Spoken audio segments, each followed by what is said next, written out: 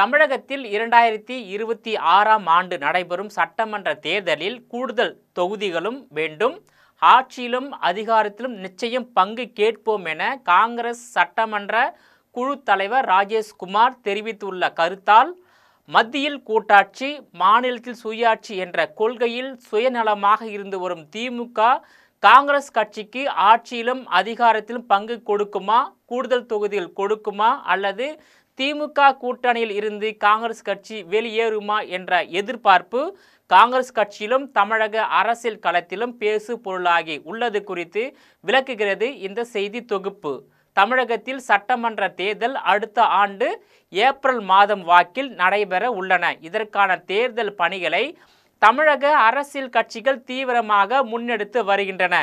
திமுக கூட்டணியில் தேசிய காங்கிரஸ் கட்சி, மதிமுக, விசிக, சிபிஐ, சிபிஎம் உள்ளிட்ட 13 அரசியல் கட்சிகள் 2019ஆம் ஆண்டு முதல் தொடர்ச்சியாக அங்கம் வகித்து வருகின்றன. வரும் சட்டமன்ற தேர்தலிலும் திமுகவுடன் தான் கூட்டணி என்பதில் இக்கட்சிகள் உறுதியாக இருந்து வருகின்றன. அதே நேரத்தில் 2021ஆம் ஆண்டு நடைபெற்ற சட்டமன்ற தேர்தலில் வழக்கத்தை விட குறைவாக மதிமுக, விசிக, சிபிஐ, சிபிஎம் கட்சிகளுக்கு தலா 6 தொகுதிகள் மட்டுமே பெற்றுக்கொண்டு போட்டியிட்டன. கடந்த தேர்தலில் விருப்பம் இல்லாவிட்டாலும் 6 தொகுதிகளை பெற்றுக்கொண்டோம். இந்த முறை கண்டிப்பாக கூடுதல் தொகுதிகள் ஒதுக்க வேண்டுமென திமுகவிடம் கேட்போம் என சிபிஎம் மாநில செயலாளர் சண்முகம் தெரிவித்துள்ளார். இதேபோல் விசிக தலைவர் தொல் திருமாவளவன் அவர்களும் கடந்த தேர்தலை விட கூடுதல் இடங்களை கேட்டு பெறுவோம், கூடுதல் இடங்கள் கிடைக்கவில்லை என்றாலும் கூட்டணியில் நீடிப்போம் என்று தெரிவித்துள்ளார். அதேபோல் மதிமுக பொதுச் செயலாளர் வைகோவுக்கு மாநிலங்களவை உறுப்பினர் பதவி மறுக்கப்பட்டதை காரணம் காட்டி கூடுதல் தொகுதிகள் கேட்கப்பட உள்ளதாக அக்கட்சி தரப்பில் தெரிவிக்கப்பட்டுள்ளது. அந்த வகையில் காங்கிரஸ் கட்சிக்கு 2011ஆம் ஆண்டு நடைபெற்ற சட்டமன்ற தேர்தலில் 63 இடங்களும், 2016ஆம் ஆண்டு நடைபெற்ற சட்டமன்ற தேர்தலில் 41 இடங்களும் ஒதுக்கப்பட்டு போட்டியிட்டது. ஆனால் 2021ஆம் ஆண்டு நடைபெற்ற சட்டமன்ற தேர்தலில் வெறும் 25 இடங்கள் மட்டுமே காங்கிரஸ் கட்சிக்கு ஒதுக்கப்பட்ட நிலையில் அதில் 18 இடங்களில் வென்றது காங்கிரஸ் கட்சி.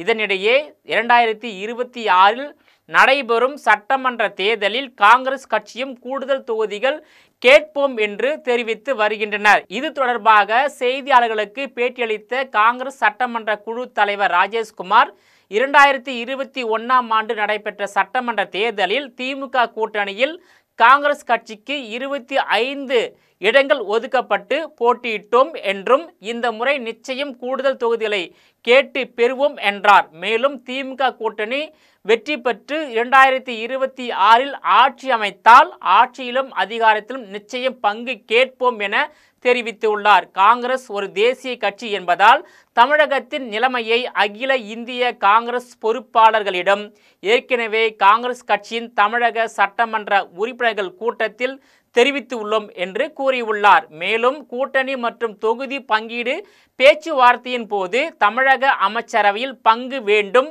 அதிகாரத்தில் பங்கு வேண்டும் என்று நிச்சயம் கோரிக்கை வைத்தே திமுக காங்கிரஸ் கூட்டணி ஒப்பந்தம் உருவாகும் என்று தமிழக காங்கிரஸ் சட்டமன்ற குழு தலைவர் ராஜேஷ்குமார் தெரிவித்துள்ளார்.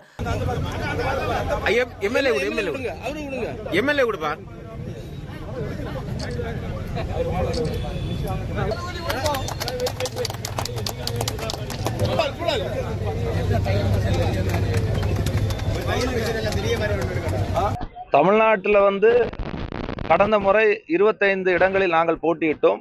இந்த முறை நிச்சயமாக திராவிட முன்னேற்ற கழகத்தோடு நாங்கள் அதிகமான தொகுதிகளை நிச்சயமாக நாங்கள் கேட்போம். எங்களுடைய தமிழ்நாட்டினுடைய நிலைமையை அகில இந்திய காங்கிரஸ் கட்சியினுடைய பொறுப்பாளர்களிடம் ஏற்கனவே நாங்கள் சட்டமன்ற உறுப்பினர்கள் கூட்டத்தில் தெரிவித்திருக்கிறோம். நிச்சயமாக வரக்கூடிய காலங்களில் வருகின்ற சட்டமன்ற தேர்தலில் பேச்சுவார்த்தைக்கு முன்னாலே, பேச்சுவார்த்தை நடக்கும்போது எங்களுக்கு இந்த கூட்டணி மந்திரி சபையில பங்கு வேண்டும், அதிகாரத்தில் பங்கு வேண்டும் என்று நாங்கள் நிச்சயமாக கேட்போம். 2021ஆம் ஆண்டு சட்டமன்ற தேர்தலுக்கு பிறகு மதிப்பிற்குரிய மு.க. ஸ்டாலின் அவர்கள் இன்றைக்கு முதலமைச்சராக இருந்து கொண்டிருக்கின்றார்கள். நானும் ஒரு சட்டமன்ற உறுப்பினர். எங்களை பொறுத்தவரையில இன்றைக்கு என்னுடைய சட்டமன்றத்தில் கூட அதிகமான வாக்குறுதிகளை நிறைவேற்றி இருக்கின்றார்கள். ஆனால் இருக்கின்ற தலைமை இன்றைக்கு இருக்கின்ற திராவிட முன்னேற்ற கழகத்தினுடைய தலைமை அவர்கள் அரசாளுகின்ற கட்சியாக இருந்தாலும் அவர்கள் தவறு செய்தால் நிச்சயமாக தட்டி கேட்கக்கூடிய இடத்துல நாங்களே இருக்கோம். காங்கிரஸ் பேரியக்கத்தை பொறுத்தவரையில் இன்றைக்கு கிராம காங்கிரஸ் கமிட்டி என்கின்ற ஒரு மறுசீரமைப்பு நடந்து கொண்டிருக்கிறது. இன்றைக்கு 16,000 கமிட்டிக்கு மேல அமைச்சிருக்கோம். எங்க கட்சியினுடைய வலிமையை பொறுத்து நாங்க நிச்சயமா எந்த கூட்டணியில பயணிக்கிறோமோ அந்த கூட்டணியில் நிச்சயமாக நாங்க அதிக தொகுதி கேட்கறதுல ஒரு தப்பும் கிடையாது.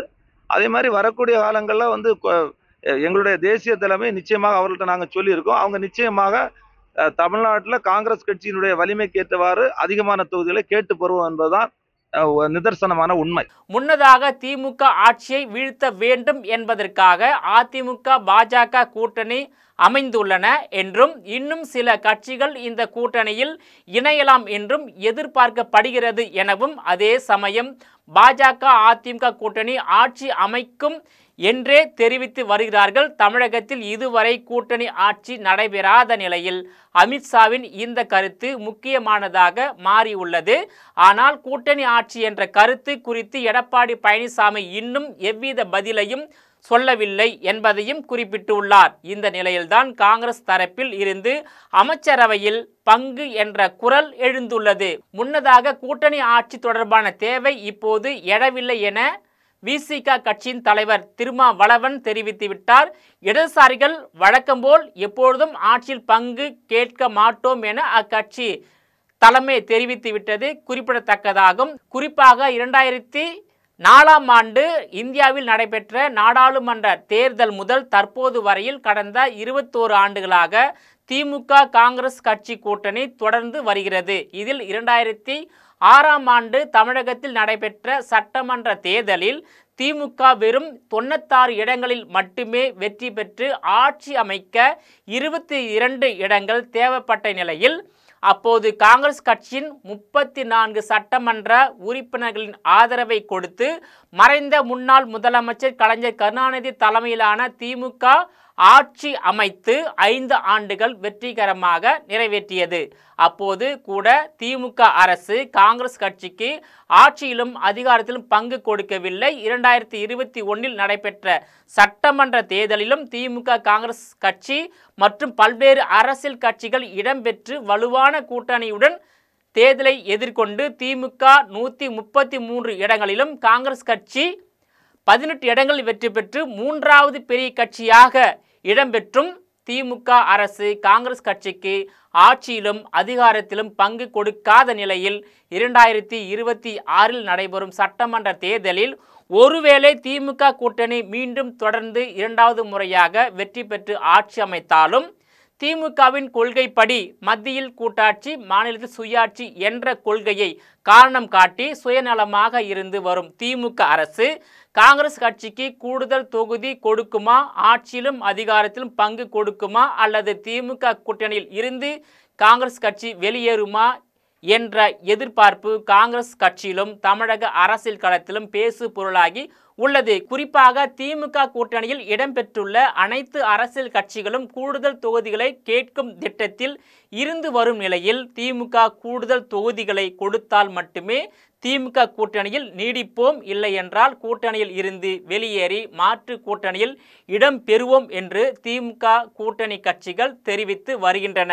இதனால் திமுக கூட்டணி பல பாகங்களாக உடைந்து திமுக தனித்து விடப்பட்டு தேர்தலை சந்திக்கும் சூழ்நிலை உருவானால் திமுக போட்டியிடக்கூடிய அனைத்து தொகுதிகளிலும் தோல்வியை தழுவும் என்பதில் எவ்வித மாற்று கருத்தும் இருக்க முடியாது. எனவே இனி வரும் காலங்களில் கூட்டணி கட்சிகளுக்கு கூடுதல் தொகுதிகளையும் ஒதுக்க வேண்டிய நிலைமைக்கும் ஆட்சியிலும் அதிகாரத்திலும் பங்கு கொடுக்க வேண்டிய நிலைமைக்கு திமுக தள்ளப்பட்டுள்ளது குறிப்பிடத்தக்கது. குறிப்பாக தமிழ்நாட்டில் திமுக இதுவரையில் தனித்து தேர்தலை சந்தித்து வெற்றி பெற்ற வரலாறு கிடையாது.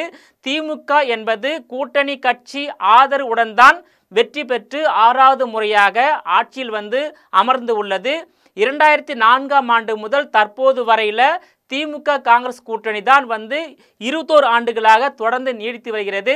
மற்ற கட்சிகள் எல்லாம் 2019ஆம் ஆண்டு முதல் தான் திமுக கூட்டணியில் இடம்பெற்று ஏறக்குறைய 13 கட்சிகள் அடங்கிய ஒரு வலுவான கூட்டணியாக திமுக உருவெடுத்து 2019ஆம் ஆண்டு முதல் 2025 ஈரோடு கிழக்கு தொகுதி சட்டமன்ற இடைத்தேர்தல் வரையில் தொடர் வெற்றிகளை பெற்று வருகிறது. அதற்கு முழு காரணம் திமுக தலைமையில் இடம்பெற்றுள்ள கூட்டணி கட்சிகளின் வாக்குகள் தான் திமுகவை தொடர்ந்து வெற்றி பெற செய்து வருகிறது. குறிப்பாக 2021 நடைபெற்ற சட்டமன்ற தேர்தலில் முதலிடத்தில் திமுக, இரண்டாவது இடத்துல அதிமுக, மூன்றாம் இடத்துல காங்கிரஸ் கட்சி என அதாவது சட்டமன்ற உறுப்பினராக வெற்றி பெற்ற இடத்துல காங்கிரஸ் கட்சி 3வது இடத்தில் இருக்கின்றது. இப்படி தேசிய கட்சியான காங்கிரஸ் கட்சிக்கு தொடர்ந்து 2 முறை ஆட்சி அமைத்த திமுக ஆட்சியிலும் அதிகாரத்திலும் பங்கு கொடுக்கவில்லை என்ற ஒரு குமரலை காங்கிரஸ் கட்சி நிர்வாகிகள் பொது வழியில் பேச தொடங்கிவிட்டனர். எனவே 2026 சட்டமன்ற தேர்தல் என்பது திமுக கூட்டணியில் உள்ள அனைத்து அரசியல் கட்சிகளுக்கும் அவர்கள் கேட்கும் கூடுதல் தொகுதிகளை ஒதுக்க வேண்டும். இல்லை என்றால் திமுக கூட்டணியில் உள்ள அரசியல் கட்சிகள் எல்லாம் வெளியேறி மாற்று கட்சியில் இணையக்கூடிய சூழல் உருவாகும். அப்படி உருவானால் 2026 சட்டமன்ற தேர்தல் என்பது ஒட்டுமொத்த அரசியல் கட்சிகளும் திமுகவை எதிர்த்து களம் காணக்கூடிய தேர்தலாக மாறிவிடும். அதேபோல் ஒட்டுமொத்த தமிழ்நாட்டு மக்களும் திமுகவை எதிர்த்து மாற்று கட்சிக்கு எதிர்கட்சிக்கு வாக்களிக்கக்கூடிய சூழ்நிலை உருவாகும். ஏற்கனவே வந்து திமுகவை வந்து 80% அரசியல் கட்சிகள் எதிர்க்கின்ற மனநிலையில் தான் இருந்து வருகிறது. 80% பொதுமக்களும் திமுகவை எதிர்க்கின்ற மனநிலையில் தான் வாக்களித்து வருகிறார்கள்.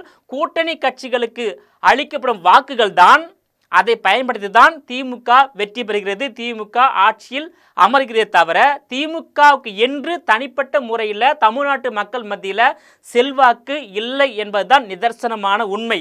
ஒருவேளை திமுக தனித்து சட்டமன்ற தேர்தல், நாடாளுமன்ற தேர்தல், உள்ளாட்சி தேர்தலை சந்தித்தால் நிச்சயமாக மற்ற கட்சிகளைப் போல வந்து படுதோல்வியைத்தான் சந்திக்க முடியுமே தவிர வெற்றியை பெற முடியாது. திமுக வந்து பணக்கார கட்சி என்ற ஒரு தகுதி இருக்கின்றது. அந்த பணக்கார கட்சி என்ற தகுதியின் அடிப்படையில் தான் பல கட்சிகள் திமுகவை நோக்கி கூட்டணி அமைக்கிறது. இல்லை என்றால் திமுகவுக்கு பணபலம் உள்ளது, மக்கள் பலம் உண்மையிலேயே வந்து இல்லை என்றுதான் சொல்ல வேண்டும். தமிழ்நாட்டில் இதுவரையில் திமுகவால் தனித்து தேர்தல் சந்தித்து வெற்றி பெறவே முடியாது. இனி வரும் காலங்களில் கூட்டணி அமைத்து தேர்தல் சந்தித்தாலும் வெற்றி பெற வாய்ப்பில்லை. ஸோ இப்போ வந்து முதலிடத்தில் இருக்க போவது 2026 தேர்தலுக்கு பிறகு அதிமுக முதலிடத்தில் இருக்க போவதாக கலப்பணி நிலவரம் வந்து நமக்கு தெரிய வருகிறது. அடுத்து 2வது இடத்துல ஒன்று பாஜகவா இல்லை தாவேகாவா அப்படிதான் தேர்தல் நிலவரம் வந்து நமக்கு வந்து தெரிய வருகிறது. ஸோ திமுக வந்து தனித்து தேர்தல் சந்தித்தால் 4வது இடம் 5ஆம் இடத்துக்கு தள்ளப்படுவதில் எந்தவித மாற்று கருத்தும் இருக்க முடியாது.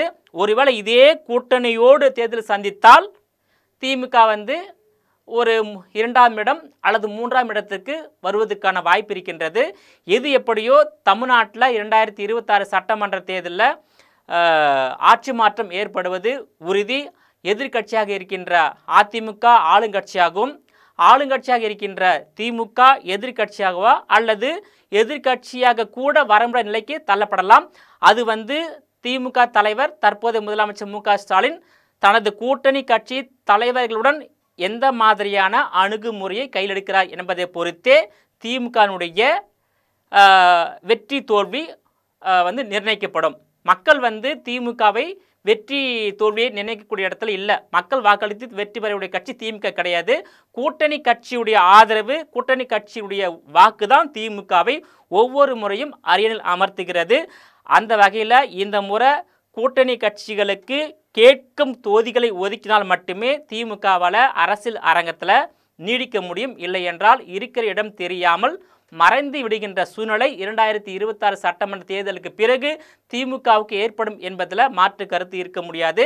நேயர்களே, மீண்டும் இது போன்ற மற்றொரு நிகழ்ச்சியில் சந்திக்கிறேன். அதுவரையில் உங்களிடமிருந்து விடைபெறுவது நான் உங்கள் விஜயபாலன்.